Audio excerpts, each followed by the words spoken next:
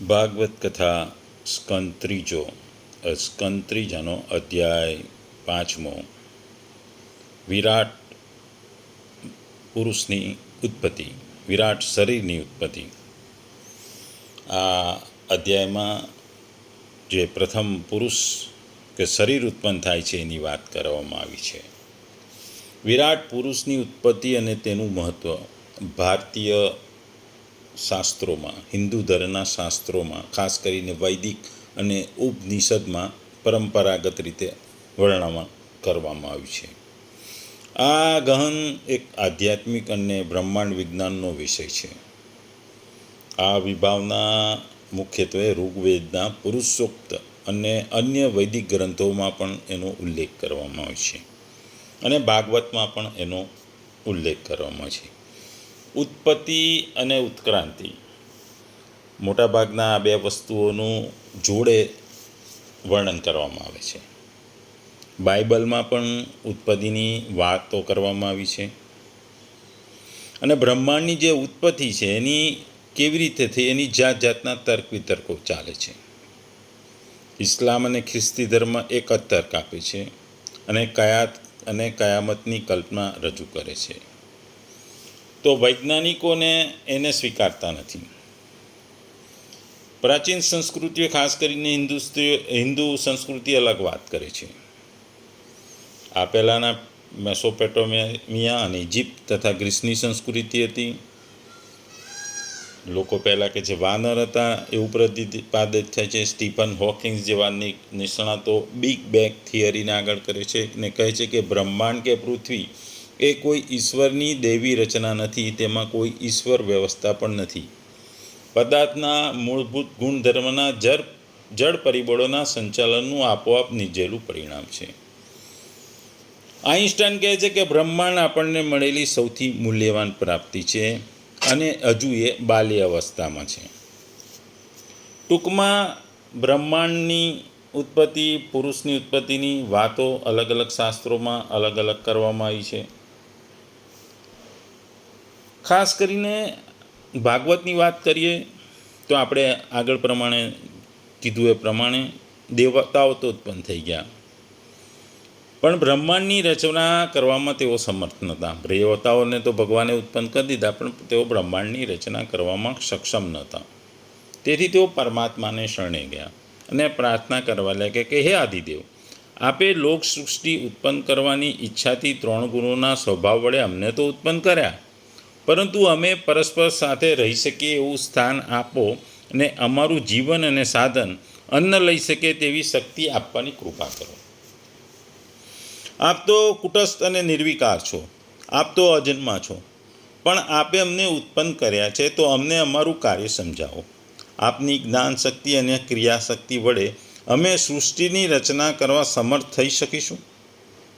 પરમાત્મા તેમની પ્રાર્થનાથી પ્રસન્ન થયા અને અનંત લીલાવાળા ભગવાને માયાશક્તિ ધારણ કરી તત્વોના સમુદાયમાં અંતર્યામી સ્વરૂપે એક જ સમયે પ્રવેશ કર્યો અને પોતાની ક્રિયાશક્તિ વડે તેમને ક્રિયાશીલ કર્યા. અહીંથી વિરાટ શરીરની ઉત્પત્તિનું વર્ણન આવે છે. અહીં આગળ કહે છે કે મહતત્વ, અહંકાર, 5 ભૂતો, 5 તન્માત્રાઓ, 10 ઇન્દ્રિયો અને મન, આમ 23 તત્વોએ પછી પરસ્પર મળીને વિરાટ શરીરને ઉત્પન્ન કર્યું. તે વિરાટ શરીર 1000 વર્ષો સુધી જળના અંદર વાસ કર્યો. પછી વિરાટ પુરુષે પોતાની શક્તિના વિભાગો કર્યા. એક જ વિરાટ પુરુષ પોતાની જ્ઞાન શક્તિથી હૃદયયુક્ત ચૈતન્ય સ્વરૂપે એક પ્રકારના થયા. ક્રિયાશક્તિથી 10 પ્રાણ રૂપે 10 પ્રકારના થયા અને ભોક્તૃ શક્તિથી આધ્યાત્મક, અધિદેવ અને અધિભૂત એમ 3 પ્રકારના થયા. એટલે મહત્તત્વ, અહંકાર, 5 ભૂતો, 5 તન્માત્રાઓ, 10 ઇન્દ્રિયો અને મનને ભેગી કરી અને 23 તત્વોને પછી વિરાટ શરીર ઉત્પન્ન કર્યું. પછી પરમાત્માએ વિરાટ પુરુષમાં પોતાની જે ચૈતન્ય શક્તિ વડે સ્ફૂર્ણા કરી, એટલે કે વિરાટ પુરુષના શરીરમાં પ્રથમ મુખ ઉત્પન્ન થયું. આ મુખમાં અગ્નિએ પ્રવેશ કર્યો પહેલાં મુખ ઉત્પન્ન થયું, આ મુખમાં અગ્નિએ પ્રવેશ કર્યો. તેની સાથે તેની શક્તિ વાણી પણ પ્રવેશી. એટલે મુખ ઉત્પન્ન થયું, એમાં અગ્નિ પ્રવેશ્યા, એમાં શક્તિ વાણી પણ પ્રવેશી. પછી તાળવું થયું, એટલે કે એમાં વરુણ દેવે જીવા સાથે પ્રવેશ કર્યો. પછી 2 નાસિકા થઈ, તેમાં ગ્રહણ શક્તિ સાથે 2 અશ્વિની કુમારોએ પ્રવેશ કર્યો. પછી 2 નેત્રસ્થાનો થયા. નેત્રસ્થાનો 2 થયા, એમાં પછી વિશ્વકર્માએ ચક્ષુ ઇન્દ્રિય નામની શક્તિ સાથે પ્રવેશ કર્યો. પછી ત્વચા ઉત્પન્ન થઈ,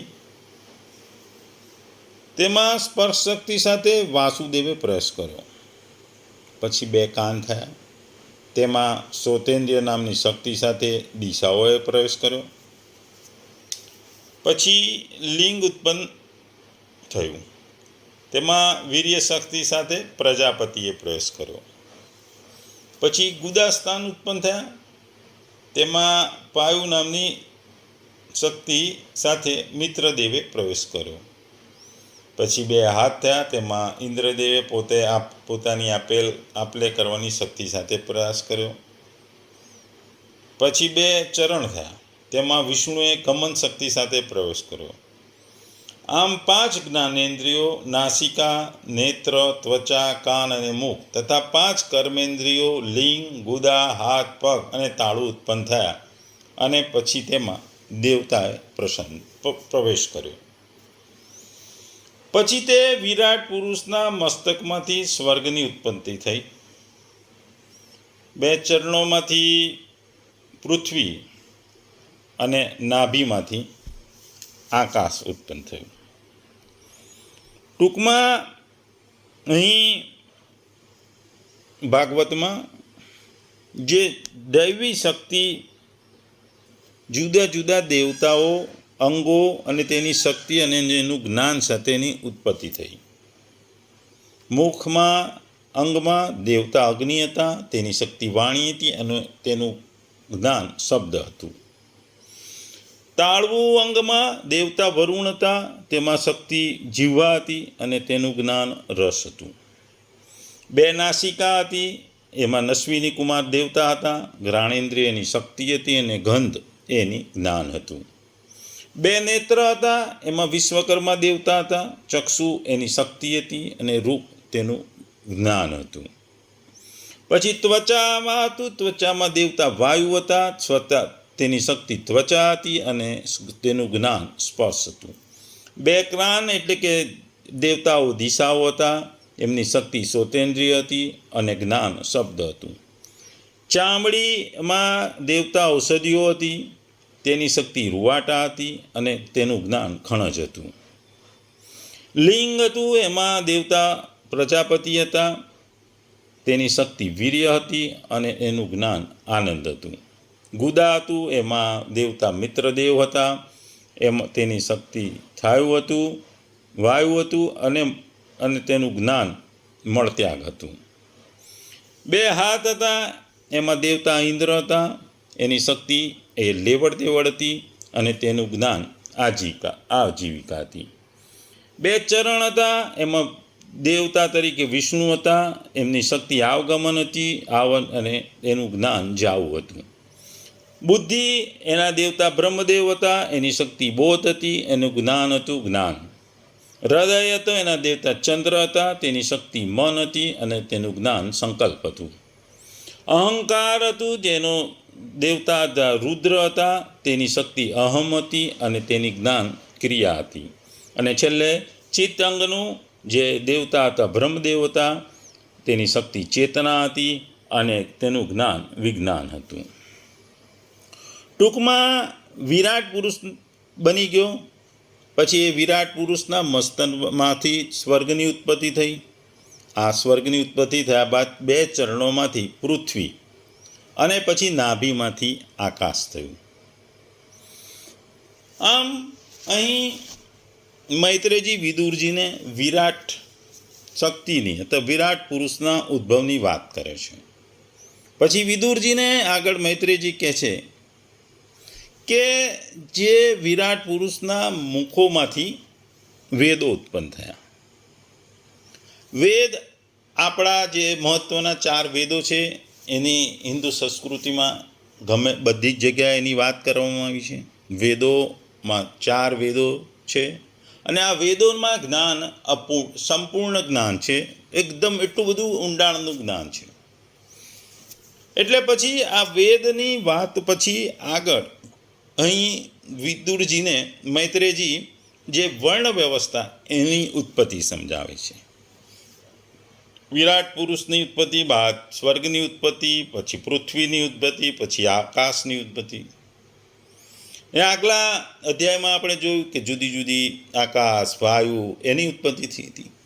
હવે આ વર્ણની ઉત્પત્તિની વાત કરે છે. વેદો વિરાટ પુરુષના મુખમાંથી તો વેદો તો ઉત્પન્ન થઈ ગયા. આ વેદોના જાણકાર બ્રાહ્મણ વર્ણમાં મુખ્ય ગણાય છે. આ વેદોનું જેની પાસે જ્ઞાન છે, જે જ્ઞાન બીજાને આપે છે, લોકોને ભણાવે છે, ગણાવે છે, એ મુખ્ય બ્રાહ્મણ વર્ણની વાત કરાય છે. એ વેદો જાણકાર બ્રાહ્મણ વર્ણમાં મુખ્ય ગણાય છે. પછી શાસ્ત્ર વૃત્તિને અનુસરી પ્રજાનું પાલન કરવામાં ક્ષત્રિયો બાહુમાંથી ઉત્પન્ન થાય છે. 2 સાથળોમાંથી આજીવિકાના ઉપયોગી ઉદ્યોગોને અનુસાર વૈશ્યો ઉત્પન્ન થાય છે અને 2 ચરણોમાંથી સેવા વૃત્તિ માટે શૂદ્રો ઉત્પન્ન થાય છે. એટલે મોઢામાંથી બ્રાહ્મણ જે જ્ઞાન અને શાસ્ત્રોની વાત કરે છે, હાથમાંથી ક્ષત્રિય જે શક્તિ અને રક્ષાની વાત કરે છે, જાંઘમાંથી વૈશ્ય જે વાણિજ્ય, વેપાર અને કૃષિની વાત કરે છે, અને પગમાંથી જે સેવા અને શરમની વાત છે એ શૂદ્ર ઉત્પન્ન થાય છે. એમ આ વર્ણ વ્યવસ્થાની ઉત્પત્તિની વાત કરે છે. પછી વિદુરજીને આગળ મૈત્રેયજી કહે છે કે વિદુરજી, કાળ, કર્મ અને સ્વભાવ રૂપી શક્તિવાળા ભગવાનની યોગ માયાના બળથી આ વિરાટ સ્વરૂપ ઉત્પન્ન થયું છે. તેનું સંપૂર્ણ વર્ણન કોણ કરી શકે? એટલે કે આટલી બધી વસ્તુઓનું વર્ણન કરવું એમના માટે નહીં, કોઈના માટે અશક્ય છે, અઘરું છે. હું તો મારી વાણીને પવિત્ર કરવા માટે ભગવાનના ગુણ ગાઉં છું. મૈત્રેયજી કહે છે કે હું જે બધું વર્ણન કરું છું એ ભગવાનનો મહિમા ગાવા માટે, ભગવાનના ગુણ ગાવા માટે આ બધું વર્ણન કરું છું, કારણ કે મારી વાણી એને લીધે પવિત્ર છે. એ પરમાત્માને જાણવા તત્પર થયેલા વાણી અને મન પણ જેને જાણ્યા વિના જ પાછા ફરે છે, એ પરમાત્માને મારા નમસ્કાર હજો. પછી આગળ મૈત્રેયજી કહે છે કે આ ઉત્પત્તિ એ બહુ જ મહત્ત્વની વસ્તુ છે. આ ઉત્પત્તિ થયા પછી વિરાટ પુરુષમાંથી ઉત્પન્ન થયા પછી પૃથ્વીને સ્વર્ગની ઉત્પત્તિ થયા બાદ 4 વર્ણોની ઉત્પત્તિ થાય છે. જેમ જ્યારે મૈત્રેયજી અને વિદુરજી એટલે કે 2 સત્પુરુષો જ્યારે એકબીજાને મળે છે ત્યારે સત્સંગમાં એવા તન્મય બની જાય છે કે તેમને કશામાં કંટાળો આવતો નથી, ભૂખ તરસ લાગતી નથી, બેફિકર થઈ જાય છે અને એમના મનમાં, એમના વિચારોમાં પરમાત્માના જુદા જુદા સ્વરૂપો આવતા જાય છે. એમના સ્વરૂપોના વર્ણનથી એમને એમાં ભગવાનના દર્શન પણ થાય છે અને આ દર્શનને કારણે એમને અતૂટ અને ખૂબ જ આનંદ આવે છે. ભાગવતના અનુસાર વિરાટ પુરુષ એ સૃષ્ટિમાં પ્રવેશવાળા ભગવાનનું એક દૈવી સ્વરૂપ છે. તેઓનાથી બ્રહ્માંડને ચૈતન્ય મળે છે અને વિરાટ સ્વરૂપના ધ્યાનથી ભક્ત ધીરે ધીરે ભગવાનના પારમાર્થિક રૂપ સુધી પહોંચી શકે છે. શ્રીમદ ભાગવતમાં જે વિરાટ સ્વરૂપનું વાત કરવામાં આવ્યું છે એનું મહત્વ પણ છે. આ વિરાટ સ્વરૂપનું મહત્વ એક છે સૃષ્ટિ અને વૈશ્વિક વ્યવસ્થાના રૂપક માટે છે. વિરાટ પુરુષોના અંગોમાંથી દેવતાઓ, લોકો, તત્વો, સમગ્ર વ્યવસ્થાની ઉત્પત્તિ થવાથી પુરાણ દર્શાવે છે કે ભગવાન એ બધામાં વ્યાપ્ત છે, ભગવાન સર્વસ્વ છે. બીજું કે ભગવાનનું વિરાટ સ્વરૂપ ભક્તિનો આરંભિક પગથિયા છે. જ્યાં ભક્ત ભગવાનને બ્રહ્માંડ રૂપે જુએ છે, પછી તેનું ચિત્ત નિર્મળ બની અંતર્યામી રૂપે પણ પ્રવેશ કરે છે. ટૂંકમાં આધ્યાત્મિક અને ભક્તિનું મિલન, સંમિલન. પછી આગળ કોઈ એક રીતે સાધક ભગવાનના વિરાટ રૂપને ધ્યાનમાં ધરે એનું સુંદર વર્ણન કરે છે. યોગીઓ પણ વિરાટ પુરુષના અંગો દ્વારા બ્રહ્માંડની પૂર્ણતા જોવાનું સાધન બને છે. એટલે યોગ માટે ધ્યાન સ્વરૂપ સાધના. એટલે વિરાટ સ્વરૂપનું આ ધ્યાન છે, ભક્તિ, આધ્યાત્મિક, સૃષ્ટિ, વૈશ્વિક વ્યવસ્થા, આ બધા માટે મહત્વ છે. કારણ કે વિરાટ પુરુષ એ ભગવાને બ્રહ્માંડમાં પ્રવેશ કરીને તેને પોતાનું સ્વરૂપ આપ્યું હતું, એને કહે છે. એટલે કે વિરાટ પુરુષ કહેવામાં આવે છે. આ વિરાટ પુરુષ, વિરાટ સ્વરૂપ એ બ્રહ્માંડના ચૈતન્ય રૂપ સ્વરૂપ છે. અહીં આગળ આ શ્લોક સુખદેવજી જ્યારે પરીક્ષિતને જ્યારે ભાગવતની કથા સંભળાવતા હોય છે ત્યારે આ નારાયણના વિચાર કરતાં કરતાં આ વસ્તુનું મહત્ત્વ આવે છે. આ બ્રહ્માંડમાં જેવી દૈવી શક્તિ વિરાટ પુરુષ રૂપે, વિરાટ સ્વરૂપે પ્રવેશે છે એની વાત કરે છે. ટૂંકમાં વિરાટ પુરુષ, વિરાટ સ્વરૂપની ઉત્પત્તિ એ પૃથ્વીના ઉત્પત્તિની માટેની એક મહત્વની ઘટના છે. કારણ કે આ બ્રહ્માંડનું મૂળ છે. વિરાટ પુરુષ બ્રહ્માંડના સર્જનનું એક પ્રતીક છે. તે સૃષ્ટિના સર્વોચ્ચ સત્તા તરીકે ગણાય છે, જે બધું જ નિયંત્રિત કરે છે. આમાં એકત્વનું દર્શન થાય છે. કેમ કે વિરાટ પુરુષની વિભાવના એ દર્શાવે છે કે સમગ્ર સૃષ્ટિ એક સત્તામાંથી ઉદ્ભવે છે. આ વૈદિક દર્શનથી એક જ સત્ય છે, તેની વિચારધારાને મજબૂતતા મળે છે અને વેગ મળે છે.